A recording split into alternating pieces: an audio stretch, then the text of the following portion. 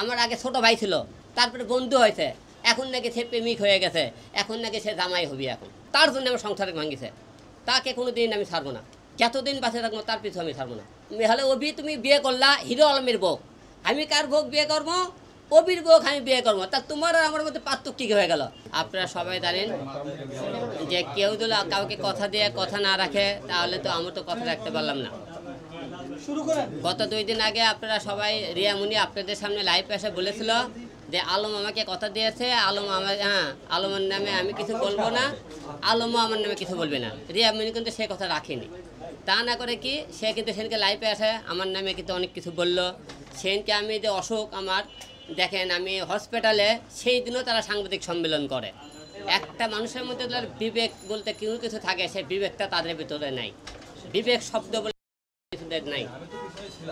এবং দেখেন আপনি প্রথম অভিযোগ যেটা যে রিয়ামণির সাথে আমার সংসারটা কেন ভাঙলো, কি কারণে ভাঙলো, আজকে আপনাদের সবাইকে এই বিষয়টা তুলে ধরবো। 2 নম্বর প্রশ্ন হলো যে রিয়ামণি সেনকে আপনাকে প্রশ্ন করে বলছে আমরা কক্সবাজার ঘুরতে গিয়েছিলাম, একটা কাজে গেছিলাম, সেখানে যে ম্যাক্সবির সাথে দেখা হয়েছে, সেটা আপনি কিন্তু বলেছিল। সম্পূর্ণ মিথ্যে বানত। রিয়ামণির ভাই রাকিব সে নিজে কিন্তু গাইড করে নিয়ে যায়, তাকে কিন্তু কক্সবাজার রেখে যাচ্ছে। ম্যাক্সবি এবং হলে যে রিয়া তারা একসাথেই কিন্তু কক্সবাজার গিয়েছে, যাই হোক কিন্তু হোটেলে দেখা মনে করেন। আমি তো জানতেছিলাম না, বৈশাখী টিভি নিউজ করার পরে কিন্তু আমি জানি। তারপরে কিন্তু ওরা বললো রাত 8টার সময় তাদেরকে সাংবাদিক গেছিল না, সাংবাদিক গেছিল রাত 12টার দিকে তাদের রুমে। এখন প্রশ্ন হলো কে রিয়া এই যে এত কিছুর মধ্যে দায়ী কে?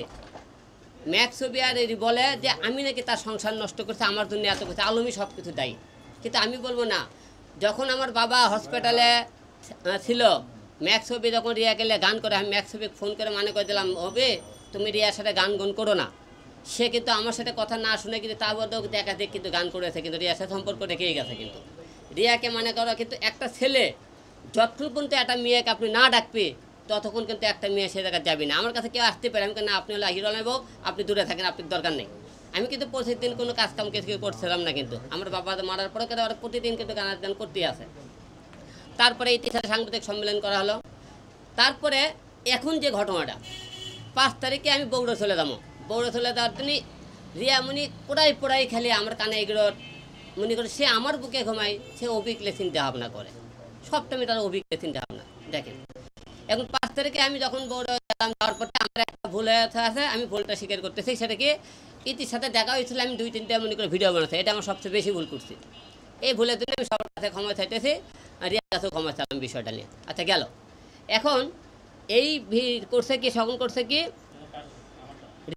রিয়াজ করছে কি ইতি হলে ফোন দিছে, তুমি বলে আলমের সাথে বলে হোটেলে গেছা, কোথায় কে গেলো তো কথা। তারপর রিয়াজ করছে কি তার বাসায় লোক পাঠাইলো, যা থেকে ইতি বাসায় আছে, আমি হলে বাসায়।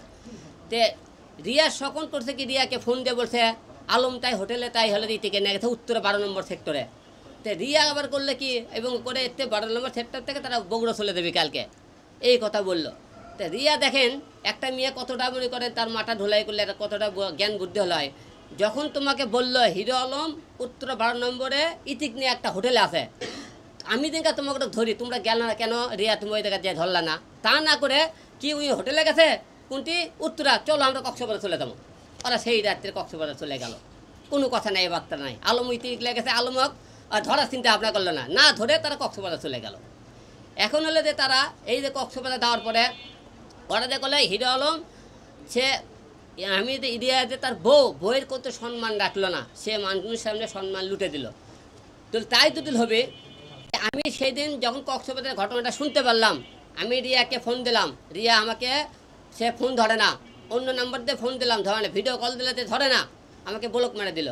আচ্ছা গেল, ম্যাক্সবিক ফোন দিয়ে করলাম, আমাকে একটা আপনি ভিডিও রেকর্ড আছে, ম্যাক্সবিক তুমি কই কোথায়, আমি বসুন্ধরা, তারা কিন্তু স্বীকারই করতেছে না কক্সবাজার। তো যখন দেখলাম রিয়া আমি খুঁজে পাইতেছি না কক্সবাজার না কোন জায়গাতে আছে, তখন আমাকে কক্সবাজার থেকে লোকজন আমাকে দিলে, ভক্তরা আছে যারা করতে পারে রিয়া মুনিকে আপনি অমুক হোটেলে দেখছি, অমুক হোটেল, সেই হোটেলের নাম বললো, রুম নম্বর বললো। তারপরে গিয়ে আমি লোক পাঠাইলাম।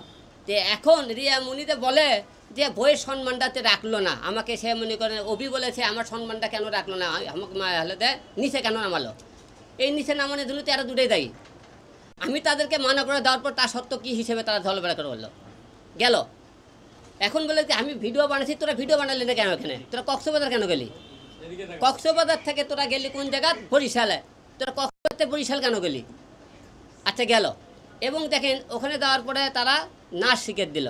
তাহলে আমি কেমন করে ওদের সম্মান নষ্ট করলাম? ওরা নিজের সম্মান নিজে নষ্ট করলো না, এটা আমাকে দায়ী করলো। তারপরে কক্সবাজার যাওয়ার পরে তারা কী করলো?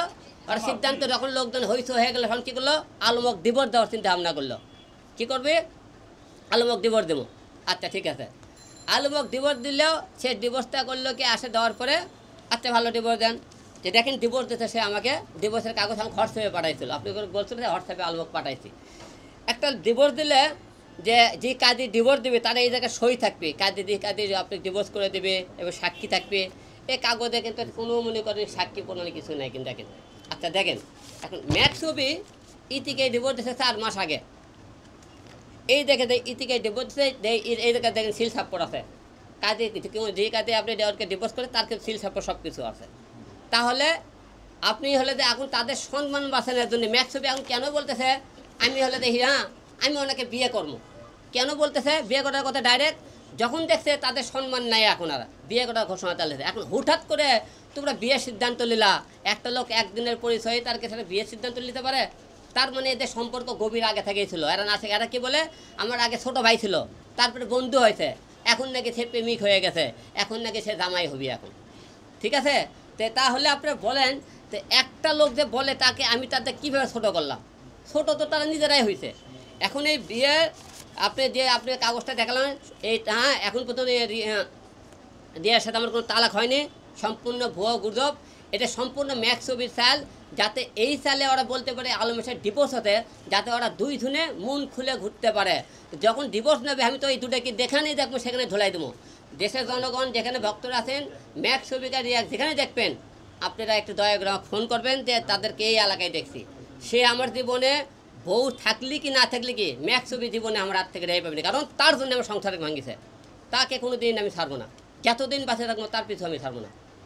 আর ঘটনা হলো কি, দিয়া এখন আমার কিন্তু বউ আছে, আপনাকে এই কথাটা বললাম। এরা যেটা করছে সম্পূর্ণ গুজব বানোয়াট, এরা যে মনে করেন চক্রান্ত করতেছে, এবং তারা আমার বিরুদ্ধে বিভিন্ন রকম যে কথা করতে বলতেছে যে আলম সম্মান নষ্ট করছে। আলম কারো সম্মান নষ্ট করেনি।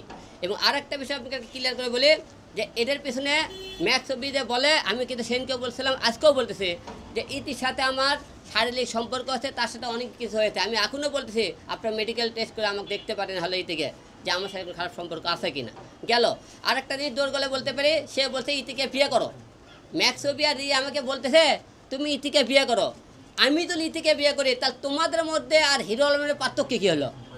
তুমি রিয়া হলে অভি তুমি বিয়ে করলা হিরো আলমের বউ, আমি কার বউ বিয়ে করবো? অবির বউ আমি বিয়ে করবো। তা তোমার আর আমার মধ্যে পার্থক্য কী হয়ে গেল? তা তুমি চোর থেকে আমার চোর? হ্যাঁ, তুমি খারাপ কাজ করবে থেকে আমিও খারাপ কাজ করছো। আপনি এই কথা জোর করবে, ইতি সারা জীবনে হিরো আলমের কোনো দিন বিয়ে হবে না।